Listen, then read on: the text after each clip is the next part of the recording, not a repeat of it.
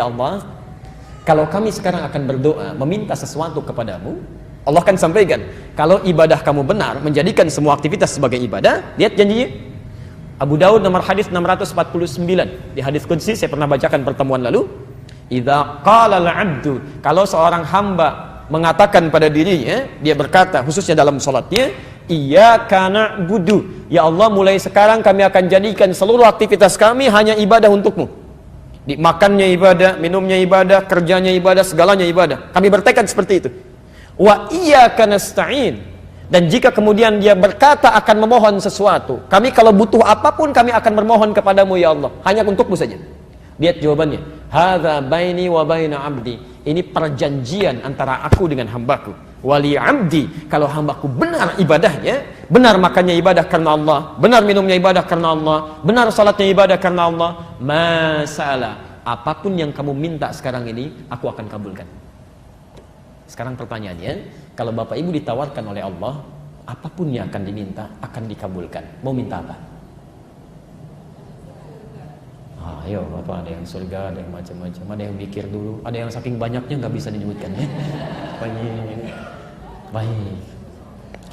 Karena itu kita akan diajarkan oleh Allah satu permintaan yang saat kita mohonkan, maka semua kebutuhan kita akan terpenuhi. Semua kebutuhan. Bukan keinginan tapi kebutuhan. Karena Allah hanya mengabulkan apa yang dibutuhkan, bukan apa yang diinginkan. Maka kalimat itu kita ucapkan setiap hari minimal 17 kali. Setelah mengucapkan iyyaka na'budu wa iyyaka nasta'in, apa yang kita ucapkan? Ihdinas siratal mustaqim. Kalau benar mengucapkan kalimat itu, maka selesai seluruh kebutuhan yang kita perlukan di muka bumi ini. Persoalannya, ada orang membacakan ihdinas siratal mustaqim, tapi tetap kebutuhan belum terpenuhi, masalah belum tuntas. Apa yang keliru dalam ucapannya? Mungkin tidak paham dengan apa yang dia ucapkan. Untuk itulah materi hari ini kita akan lanjutkan dengan pembahasan bagaimana memahami ihdinas siratal mustaqim. Mohon izin saya hadirkan kitab ya untuk hari ini, untuk menguatkan argumentasi kita, sehingga nanti tidak ada dugaan ini mungkin pendapat Ustaz Adi saja ya. Jadi kita coba hadirkan beberapa kitab. Ini tafsir Al-Wasit yang saya sampaikan dulu ya, karya Syekh Muhammad Tantawi Jauhari, Syekh Al-Azhar ya, sudah meninggal beliau dan termasuk pakar tafsir di dunia salah satunya. Alhamdulillah kami sempat langsung belajar langsung. Tahun 2006 saya belajar, dan dengan langsung dengan beliau pulangnya diberikan hadiah kitab ini. Jadi kita bisa bacakan dengan kitab asli. Ini masih asli insyaallah, masih bahasa Arab ya. Baik, jadi kita coba bahas. Bismillahirrahmanirrahim. Baik teman-teman sekalian, saya bacakan dulu, nanti kemudian kita tafsirkan pelan-pelan ya. Thumma bayyana subhanahu wa ta'ala. Kemudian Allah subhanahu wa ta'ala menerangkan pada kita, setelah kita membahas iyyaka na'budu wa iyyaka nasta'in, anna afdhala syai'in yatlubuhu al-'abdu min rabbi, bahwa jika ada seorang hamba ingin memohon sesuatu kepada Rabbnya, ketika ditawarkan tadi, yang terbaik yang diminta itu, tolong garis bawah ini ya.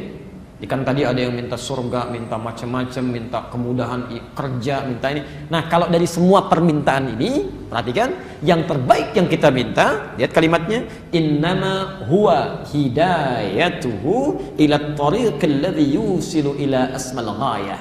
Yang terbaik yang diminta adalah hidayah. Saya ulang, adalah hidayah Allah Subhanahu wa taala. Jadi kalau Anda minta sesuatu, yang terbaik minta apa? Hidayah ya. Hidayah Allah Subhanahu wa ta'ala yang memudahkan kita untuk mencapai keinginan tertinggi yang dibutuhkan. Hidayah Allah Subhanahu wa ta'ala untuk mencapai keinginan tertinggi yang dibutuhkan. Jadi kalau ada kesulitan dalam pekerjaan, tetap yang diminta hidayah, bukan posisi terbaiknya.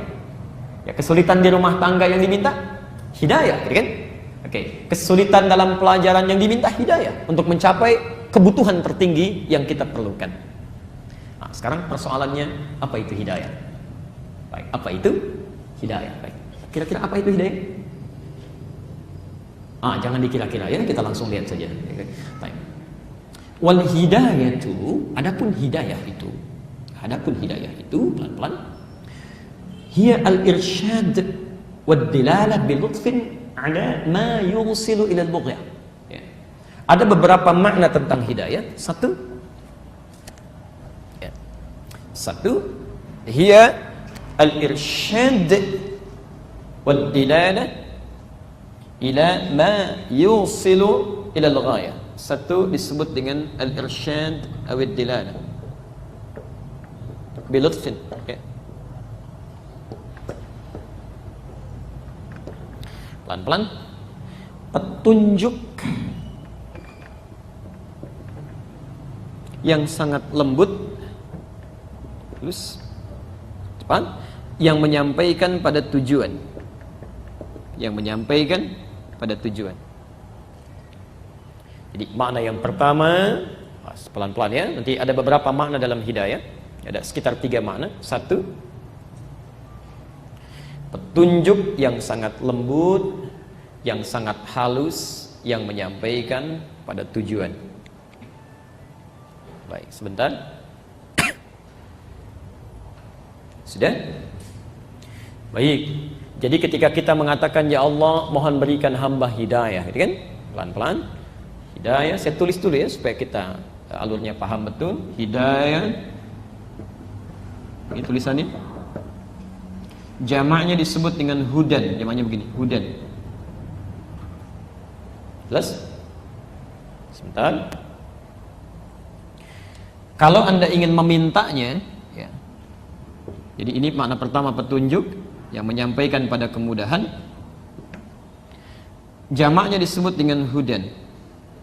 Kalau kemudian Anda ingin mintakan petunjuk ini supaya mendapatkan kemudahan dari apa yang ingin kita capai, maka dialihkan kalimatnya ke dalam bentuk fi'il amr, ya, kata permohonan dalam bentuk perintah, ihdi. Ya. Kalau untuk seorang ihdi, kalau untuk kebanyakan tambah na, singkatan dari nahnu, maka menjadi ihdina.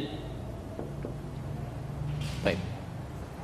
Misal ada kalimat di situ ihdinas siratal mustaqim. Ya, apa terjemahannya? Tunjukkan kami jalan yang lurus, Masya Allah. Baik, Alhamdulillah, itu terjemah usap ya. Baik, pelan-pelan. Asalnya, Bapak Ibu sekalian, saya masuk ke siratal mustaqim dulu ya. Ya. Sirat al-mustaqim. Ya. Sirat berarti jalan. Kira-kira sempit atau luas jalannya? Ada yang bilang sempit, ada yang bilang luas. Jemaah Al-Hujah berbeda pendapat tentang sirat. Ada yang sempit, ada yang luas. Masya Allah. Sirat itu asalnya jalan yang terbentang luas, lebar lah gitu ya, lebar. Ya. Tapi Ustadz kan ada keterangan sirat itu seperti rambut dibagi 7 gitu kan. Masya Allah. Nanti Anda di hari kiamat akan lewat jembatan sirat seperti rambut dibagi 7. Anda lewatnya bagaimana? Itu bahasa kiasan ya. Nanti dalam ilmu hadis itu ada lughatul ma'nawiyah, ada bahasa-bahasa kiasan, majaz namanya. Dibacanya harus pakai ilmunya, namanya ilmu balaghah. Dibagi 3 lagi. Katanya ilmu untuk belajar kata-katanya disebut ma'ani, ilmu untuk belajar penjelasannya disebut dengan bayan, ilmu untuk kiasannya disebut dengan badi'ah nanti. Dan ada beberapa turunan lagi. Maksud sirat dibagi 7 ini, maksudnya itu mengilustrasikan kepada orang yang kurang amal. Seakan-akan ketika dia nggak punya bekalnya, mau jalannya agak susah. Seperti rambut terbagi 7. Kalau orang yang punya amal gampang aja lewat. Ada yang lari, ada yang secepat kilat, ada yang tembusnya cepat sekali. Itu bayangan dibagi 7 itu pada orang-orang yang merasa nggak punya bekal. Karena nggak punya bekal, tegang dirinya, seakan-akan sulit melewatinya. Seperti halnya rambut dibagi 7.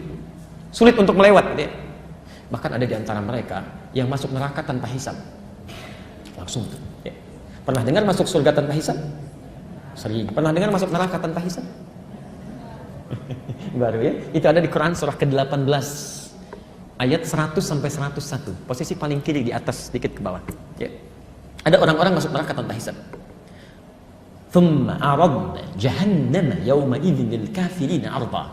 Ada orang-orang yang saat di hari hisab nanti, ya, itu langsung oleh Allah ditampakkan neraka jahanam sejelas-jelasnya. Ya. Kalau kalimat bebasnya begini, kamu nggak usah mikirin hisab dan tempat kamu ya, tempat kamu di sini, udah nggak usah mikirin kitab lagi, nanti langsung aja ke situ. Ya, ada yang begitu tuh, ya. Ada yang masuk surga tanpa hisab, sudah lebih dulu diberi kabar di dunia. Jadi dia belum ke alam kubur, dia belum kemudian dihisab, belum masuk surga, tapi sudah ada beritanya. Kamu dapat kabar gembira akan masuk ke surga yang mengalir keindahan di dalamnya. Itu di Quran surah kedua ayat 25, posisi paling kanan sebelah atas. Ya. Tapi ada juga orang yang sebelum dia masuk ke dalam nerakanya, hisabnya kata Allah, kamu nggak usah mikir ya.